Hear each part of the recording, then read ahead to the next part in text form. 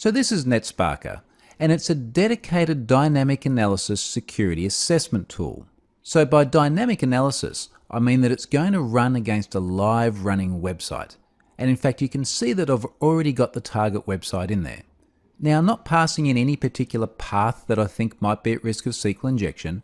I've simply given it the root of the website. There's a bunch of configurability here around what sort of test we actually want to run, but I'm just going to leave everything default. And what that means is that NetSparker is going to look for a whole range of different risks. Now, it is a commercial product. You do pay for the privilege, but it's a great point and shoot sort of tool, and you'll see just how comprehensive the results are after this scan runs. But before I actually run it, I want to do one more thing. I'm going to jump down into authentication and into form authentication, because this is a website where you log in, and there will be risks hidden behind the login. And what you really want to do when you're looking for SQL injection risks is make sure you look everywhere. Just because a particular feature of a site might be behind a login doesn't mean it's okay to have injection risks, or any other risks for that matter. So it's really important to assess those authenticated pages as well. Now, I've already entered my credentials in here, and these are just the form credentials of the Hack Yourself First website. It's exactly what I would enter into the website when I log in. Plus, you can also see I've got the URL of the login form up here as well. And this is really all we need. Now, what I want to do is just verify this login and log out. Now, I've previously verified it, which is why I've got the tick next to the button here, but I want to check this again.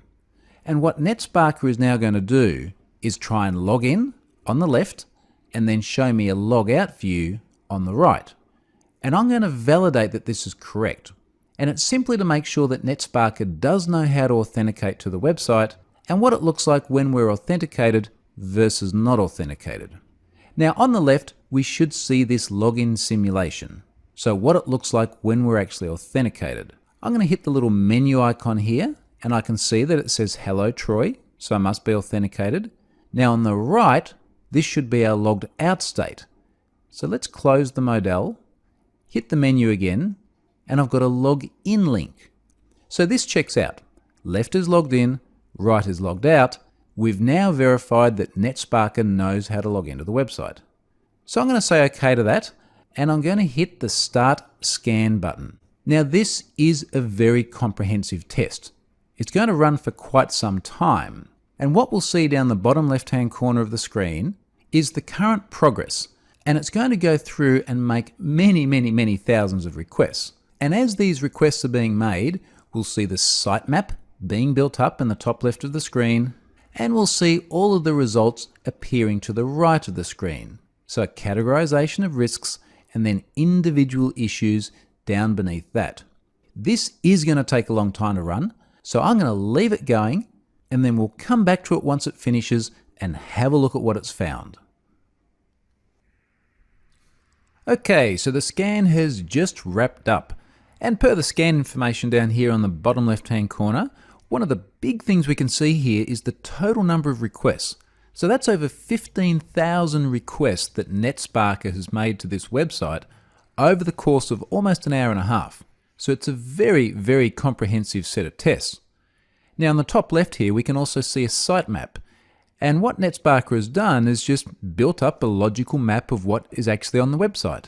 So we can see the paths that it's found here and the resources it's found, as well as some messages about certain things we might want to take a look at security-wise.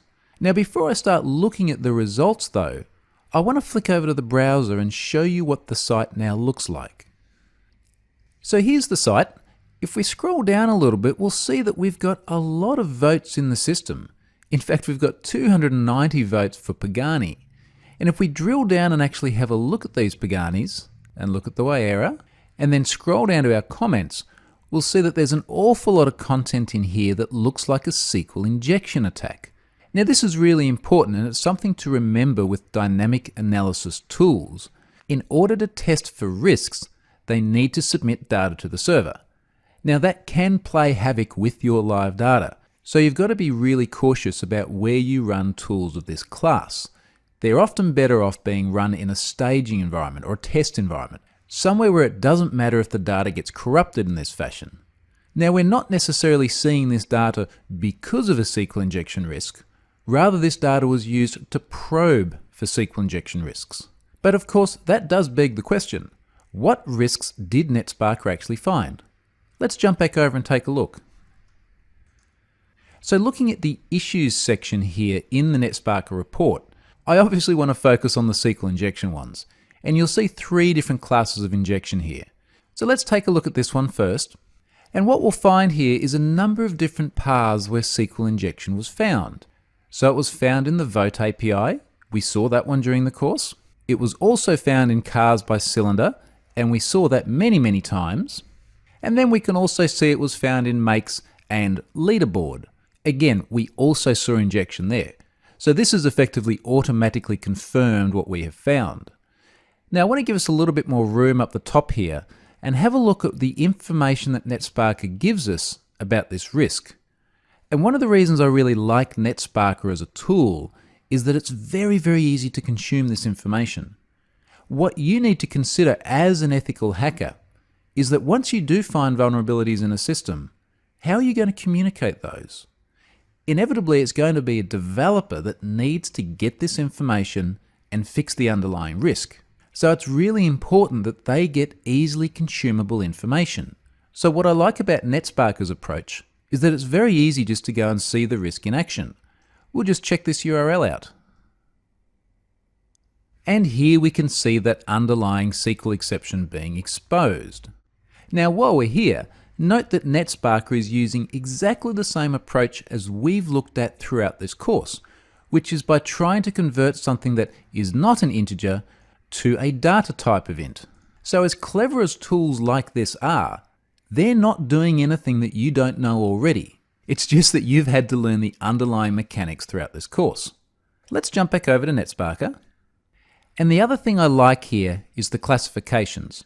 So we get data that puts it in the context of things like PCI, the payment card industry, or OWASP, and I've talked about OWASP already.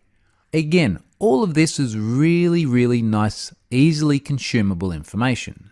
Now, as well as this first SQL injection finding, it's also found blind SQL injection on the same paths, which you'd expect if it's already confirmed error-based SQL injection. And if we have a look at an example like Supercar Leaderboard, we can see from the URL that it's actually using a time-based blind injection attack here. So there's the wait for delay syntax that we manually implemented in the blind SQL injection module.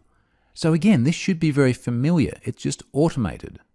So this is really neat. The fact that we've just given NetSparker a URL and all of that hard work that we've manually gone and done throughout this course is simply automated away. It's not just SQL injection either. When we look back at the scan results, we can see that there were a bunch of critical ones, and clearly SQL injection are the critical ones. But we also have vulnerabilities by other classifications as well. Important, medium, even some low and information ones. And as we scroll through, we can see that there are different types of risk here. Cookies not secure, passwords over HTTP, cross-site scripting being another big one from the OWASP top 10.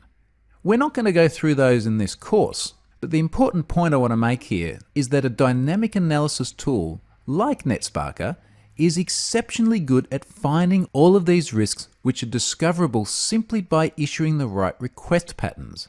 So a product like this is a great thing to have in your arsenal of testing tools.